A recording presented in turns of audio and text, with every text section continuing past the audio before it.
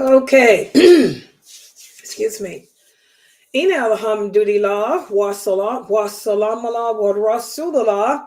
Welcome to our hadith class. And we are discussing the hadiths from two books. One book entitled Not of Us. Not One of Us. And what is this about? This book addresses how there are some things that we can do as Muslims that can compromise our iman to the point that we become, not of the way of the Prophet Muhammad sallallahu alaihi wasallam. That doesn't mean that we're now kafir, we're unbelievers. It's saying that this action that we're doing is so great of a sin or so great of a big deal that it's something that the prophet would never have endorsed, would never have done, and you're distancing yourself. Remember, as Muslims, we're supposed to have allegiance, el-wala, for all the Muslims and for the Prophet sallallahu alaihi wasallam and for Allah. But by embarking upon whatever these actions are that he lists in these hadiths, you're distancing yourself further away from the Prophet sallallahu alaihi wasallam and what he was upon. So that's the first book. The second book is Beware, and these are again hadiths where the Prophet sallallahu alaihi wasallam warned us of certain things that can impact our faith. So beware of doing these things, or beware of embarking upon these actions, because these actions can end up destroying your status or your relationship with Allah. So these are the two books that we're studying from in this class. And let's put the hadiths up for discussion tonight on the screen. My PowerPoint is here.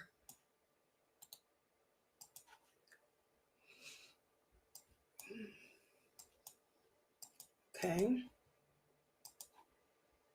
And by the way, these are the two books that we're studying from Not One of Us. And then this is the second one, Beware. So today we're going to speak about how whoever doesn't respect the people of knowledge is not one of us. We have to be careful how we deal with the people of knowledge. And then the second hadith, which is from the book Beware, speaks about how the Prophet sallallahu alaihi wasallam warned us Muslims to beware of turning our homes into graveyards. So let's get started. And we'll start with the first one from the book Not One of Us. Ubadah ibn Asamit, he tells us that the Prophet sallallahu alaihi wasallam said, he is not one of us. Whoever doesn't respect our elderly, and whoever doesn't show mercy to our young, and whoever doesn't know the rights of our scholars and respect our scholars is not one of us.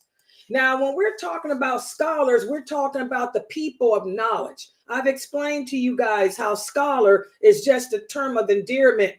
It's a term that we give to those people in our circle of gatherings who we believe has more knowledge or more understanding than we have of this religion.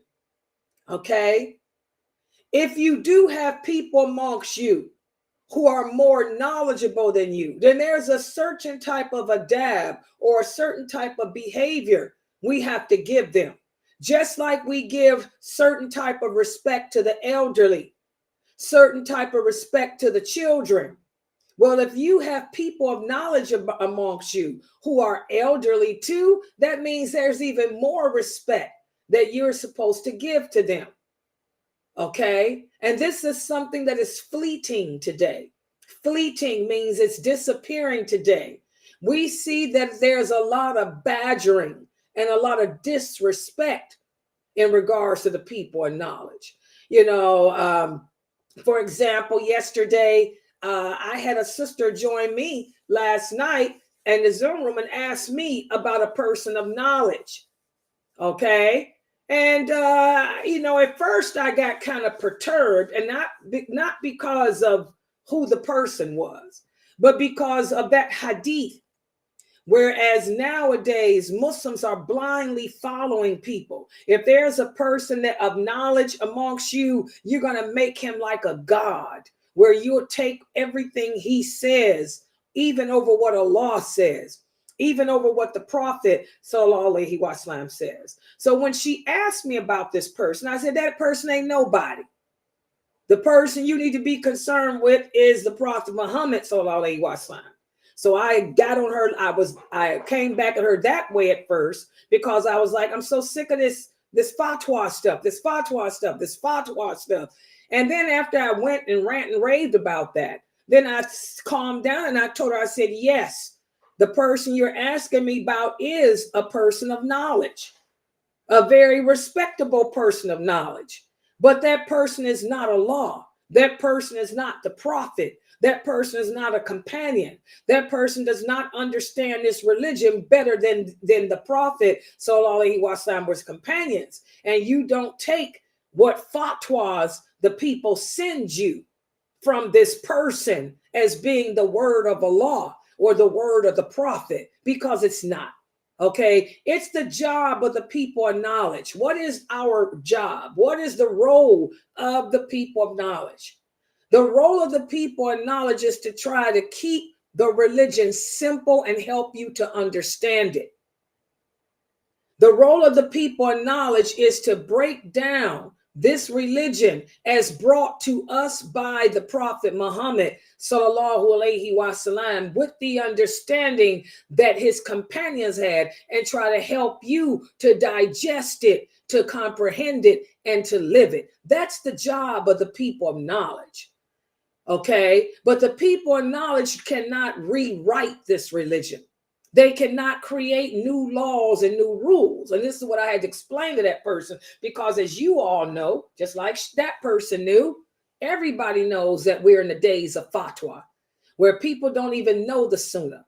They're taking these scholars that they think are knowledgeable and making their words the law. And you got these scholars issuing fatwas saying that adoption is lawful, for example, when we know adoption is not lawful and no one can change Allah's laws. You have these so-called scholars sending fatwas saying that interest is allowed. Interest is haram and is never allowed. Okay.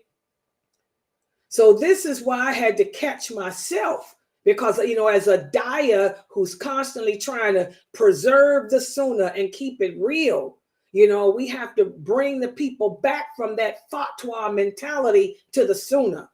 But after I did it, I let her know, yes, that person is a person of knowledge, but that person is not Allah.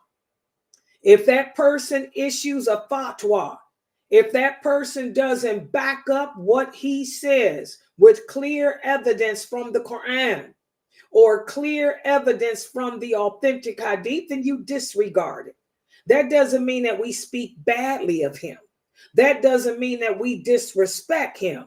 It just means that we say, I don't agree with this because this contradicts what Allah said, what the Prophet said. And we keep it moving, because for the true scholars and the true people of knowledge, any mistakes that they make, remember, Allah gives them a double reward because of their intentions to come to the right answer, the right decision. But in order for that forgiveness to apply, the person has to be qualified to hold that position that he holds. And what's the qualification? That person has to have true knowledge and understanding of that Quran. True knowledge and understanding of the hadiths. And he has to base his answers on those two sources alone, not his opinion, not his desire, not his likes. And that's a hard thing to do. Okay? So this hadith is teaching us to respect the people of knowledge. Give them their proper respect. But at the same time, understand that they're just human. Understand that they're not the Prophet Muhammad, sallallahu alaihi wasallam. They are not the companions. Understand that they make mistakes just like you and I do. Understand that they do not know this religion better than any of those companions did. And if you can handle that, then we're good. Does everybody understand that?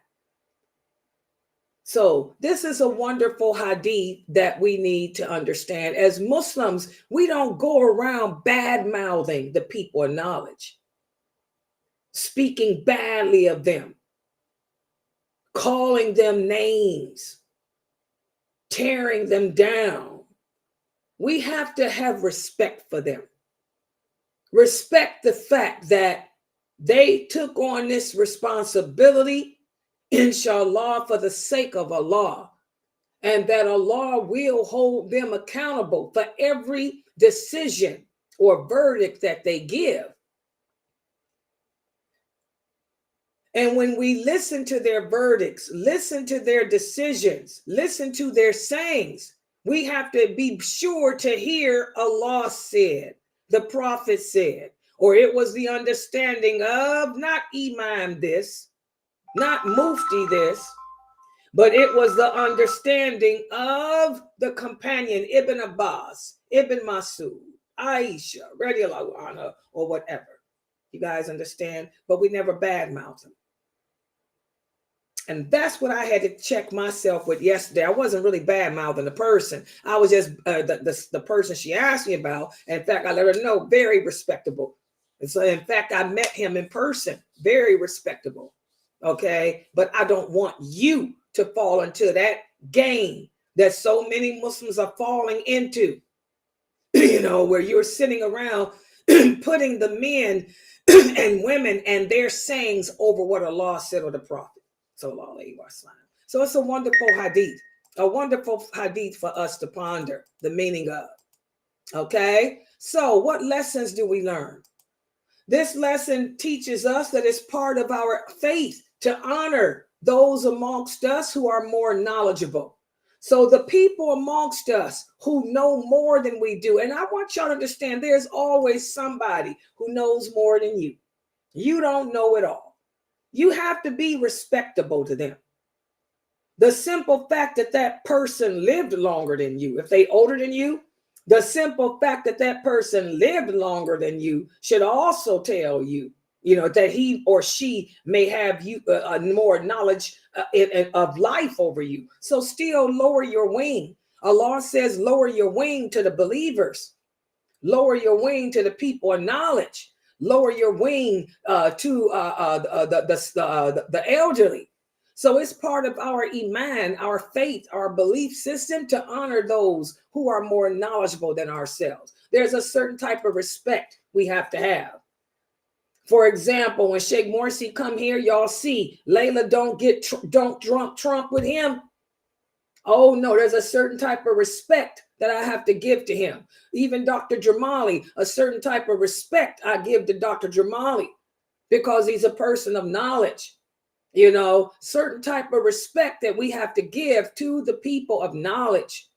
We have to tone it down with them, simply because of their position. They're in a different position than us.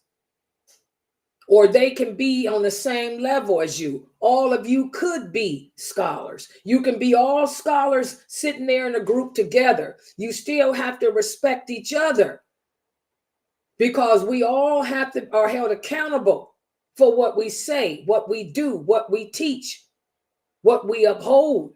Okay? Those that's not doing it for the sake of Allah, they're going to have to answer. Those who are, understand that Allah will give them double the reward, even if they make a mistake. Okay? Because of their intentions, their sincerity to please him. Also from this wonderful hadith, what else do we learn? We also learn that it's important. The most important kind of knowledge is knowledge of Allah and knowledge of the prophet. This is what I tell my students all the time. There's nothing wrong with going to school to get a degree. I encourage it because, again, as Muslims, we're supposed to be distinct. We're supposed to stand out over anyone else. There's nothing wrong with getting an education, go to school, get a degree in chemical engineering, get a degree in nursing, get a degree in something that's going to benefit us of a nation. But understand, no knowledge, the best knowledge is knowledge of Allah, this religion, and the Prophet Muhammad. Always make it your point to continue to seek knowledge of this deen, because you never will know it all. Even me, I'm constantly learning. Subhanallah, I'm constantly learning. So it should be your priority to, as you pursue your knowledge of the life of this world, what's going to benefit you here, that you on a regular basis continue, to learn the truth of your religion. Okay? That's the most important knowledge. And again, the only way to salvation, you want to make it to paradise. The only way to paradise is through learning the truth about Allah and the Sunnah of the Prophet Muhammad sallallahu alaihi wasallam. The Sunnah is dying. The Sunnah is becoming forgotten. It's being replaced with fatwa. We have to change that. You have to make it a priority to learn about the Prophet, his companions, their life story, their styles. Learn the history, in other words, the history of that Quran, the history of this religion. And also, again, the people of knowledge, they are the inheritors of the prophets. That's what makes them better and of a higher status than you. The prophets, alayhi salam, they didn't leave property behind. The only thing that the prophets of Allah left behind was their knowledge. And for those people whom Allah has blessed with picking up that knowledge and given El Furqan, they are the inheritors of the prophets of Allah. And because of that, because they can understand this religion better than you, because they can guide to this religion better than you, you have to respect them. Because as the prophet said, when the people of knowledge die, knowledge of the religion dies with them.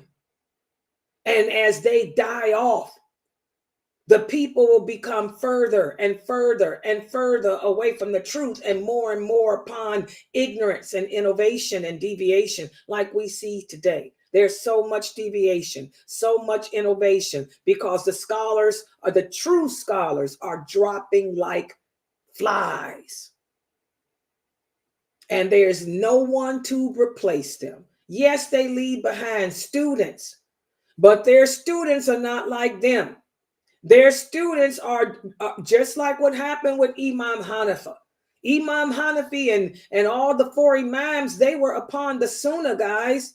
These were men of the Sunnah.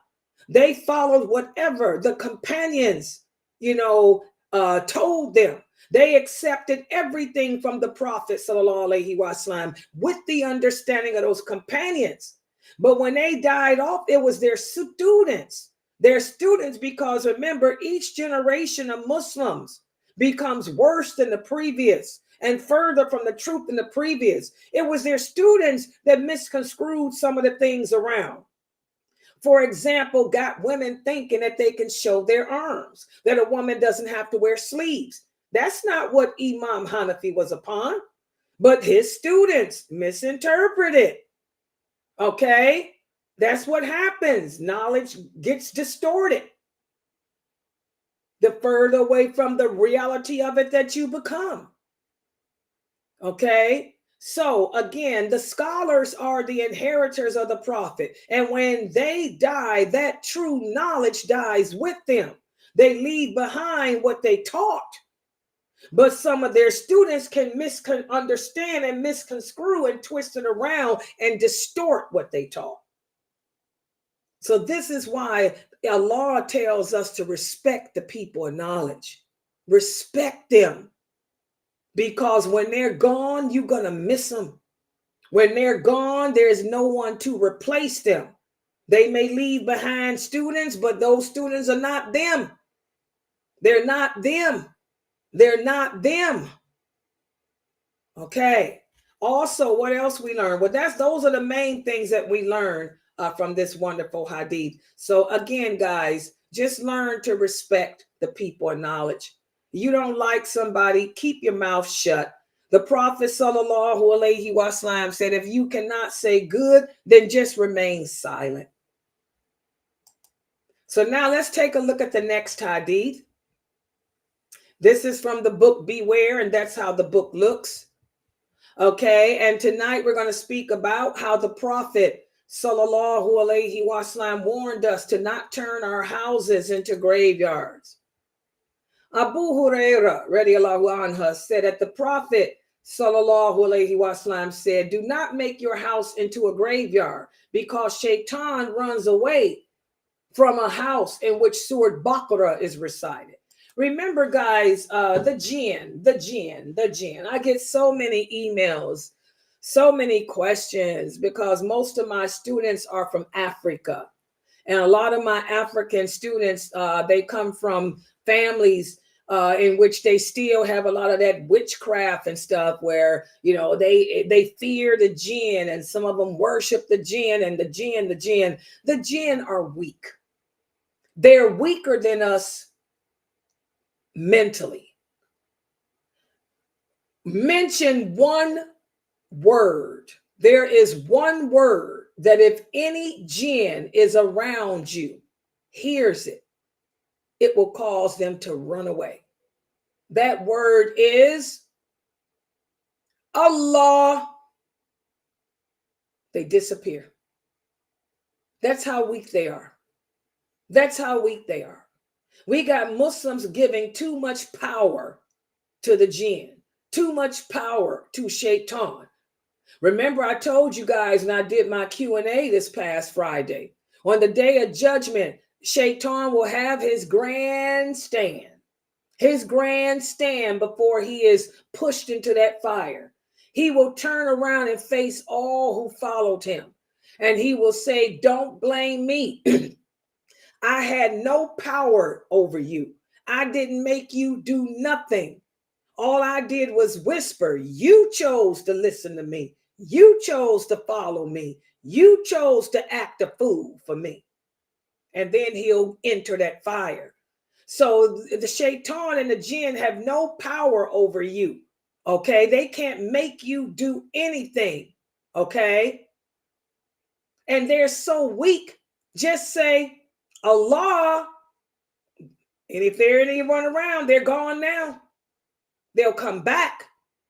So you say, Allah, they run away again. So if you play Surah Baqarah in your house, that surah is so frightening for them that they'll not only leave your house, but Iblis himself will not come near your house for 3 days. As long as you don't have no dogs in it, as long as you don't have no marijuana going on in there, no illegal sex, as long as your environment in your home does not include anything haram, even Shaitan will not come near your house for 3 days. That's the power of Surah Baqarah. And that's why I tell my students, when they come to me, oh, my mother says she's possessed by a jinn. Your mother has schizophrenia, most likely. Either your mama has a mental problem, most likely. Because if she really was possessed by a jinn, you put on Surah Baqarah, her behind, the jinn is going to leave. I know this is the truth, because I worked expelling jinn for the past 36 years. And all I'd have to do is walk in my job, put on Baqarah, and they all get to fly into their bedrooms, closing doors. Okay? So we have to stop blaming everything on Shaitan. Stop blaming everything on jinn and take the responsibility that we got a problem. Either we have mental sicknesses, and that's a high sense of schizophrenia in the Muslim community now because all that intermarrying. Either we're suffering with some type of mental illness, or our iman, our belief in Allah is so weak that we're still caught up in our ancestral religions of paganry. Okay? So the Prophet ﷺ taught us to keep shaitan away and to keep the jinn from coming into your home. Don't let your home be like a graveyard to attract them. Meaning, don't allow your home to be filled with everything except remembrance of Allah. So you want to watch that television. You want to make sure that TV is not blasting on a bunch of haram stuff. Okay? No music, because music attracts the shayateen, the devils. You want to make sure that there is no marijuana, no cigarettes, nothing haram in your home, because the things that are haram are bad and dirty, and that's what attracts the jinn. Instead, fill your home with remembrance of Allah. Have the Quran blasting instead of the TV. Put Sister Layla on the big screen TV. Let her loud mouth, because ain't no jinn gonna be around when they hear Layla Nashiba's voice, and they know the type of job I had. Hello, 36 years. Hello, they'll leave then. Okay, fill your home with remembrance of Allah. Fill it with remembrance of Allah. This keeps away the shayateen. Put the Quran on. Let it play as you're cooking, as you're cleaning the house. The nice, soft recitation. Surah Baqarah and Ali Imran. Those are the two most powerful surahs to play. Because on the day of judgment, the Prophet ﷺ said Al-Baqarah and Ali Imran will intercede for you on the day of judgment. Okay, so this is a wonderful hadith. Don't let your home become a graveyard. Make it a home of remembrance. Fill it with remembrance of Allah. Okay, that's what this hadith is basically saying. And pray at home. The Prophet ﷺ also told the men, do the voluntary prayer, the voluntary prayers at home. Your obligatory prayers should be prayed at the mosque, but the sunnahs and the voluntary prayers should be at home. You want to do the sunnah rakats of dua, pray the sunnah rakats at home, then go to the mosque and make dua. Okay? Pray the sunnah rakats, pray maghrib at the mosque, and then the sunnah rakats of maghrib at home. This is filling your house with remembrance of Allah. And have the wife and children pray with you. Okay? This is keeping away those evil jinns and things. Okay? And make sure the house is clean. Because Shaitan and his allies, they like dirty environments. They're not going to come to a clean house that's filled with remembrance of Allah. All right? So many lessons from this hadith. Number one, the home that abandons the Quran is like a graveyard. It's dead. So you want to fill your home with Quran and prayer. And don't just utilize the home as a place to sleep. Make it a place of remembrance too. And also, guys, Ayat Kursi is one of the most powerful surahs. It is the most powerful surah of the Quran. The verse ayat of the Quran, and it's in the surah of Al-Baqarah. That's another reason why Al-Baqarah has so much strength to it. I highly recommend y'all play Surah Baqarah every day. I do. I'll put it on in the mornings when I wake up as I'm getting dressed. Okay, it even calms my cats down. Even my bad cats, they run through the house. When I put on Baqarah, it calms them down. They love to sit there and just listen. Okay. All right, so these are the two hadiths for today, okay? Don't turn our homes into a graveyard. Make sure that we fill our homes with remembrance of Allah. And also learn to respect the people of knowledge. You know, don't be so quick to disrespect them. I saw an incident happen here at Sunnahfollowers that I'll never forget. You know, one of the few the ulama that's left, Sheikh Morsi. When Sheikh Morsi was totally disrespected, that just, I'm like, whoa, person didn't even know who they were talking to. I mean, this is the youth today. The youth today. The youth today have no respect for the elderly, no respect for the people of knowledge. These are the days we're living in. All right, so I'm going to stop right here. Subhanakallahumma wa bihamdika ashhadu an la ilaha illa anta astaghfiruka wa atubu ilaik. Are there any questions or comments about these two hadiths? Any questions or comments?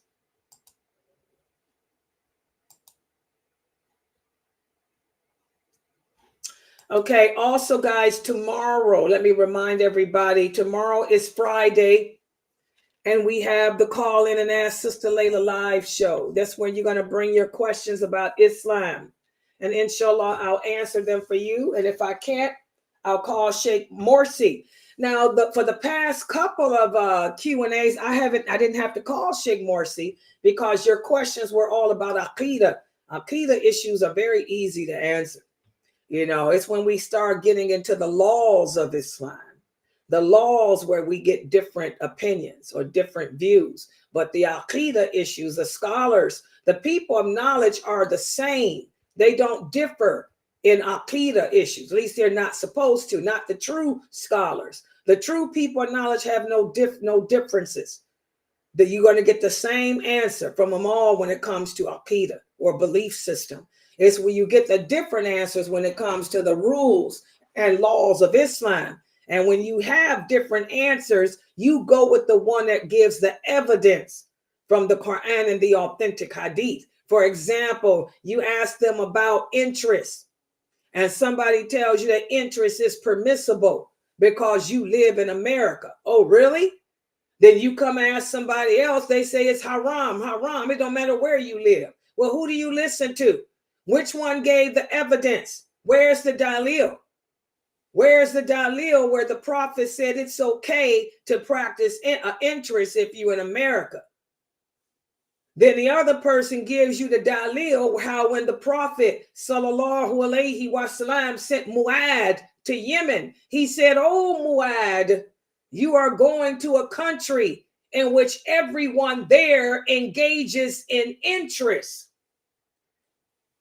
They do interest to survive. Don't you get involved in it at all. You stay away from it. You don't participate in it at all, even if it means you're the only person in that country that doesn't." So that hadith there shuts down that crazy answer that it's okay because you live in America. Interest has been going on since Allah created the Jews. I'm sorry. The Jews have always they the ones that invented the interest. The Jews have always dealt with interest. Okay? So this ain't no 20th century thing.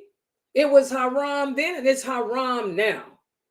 Of course, there may be exceptions to a rule, but those exceptions are individual based on looking at that situation. But you can't go around telling people interest is permissible because you live in America.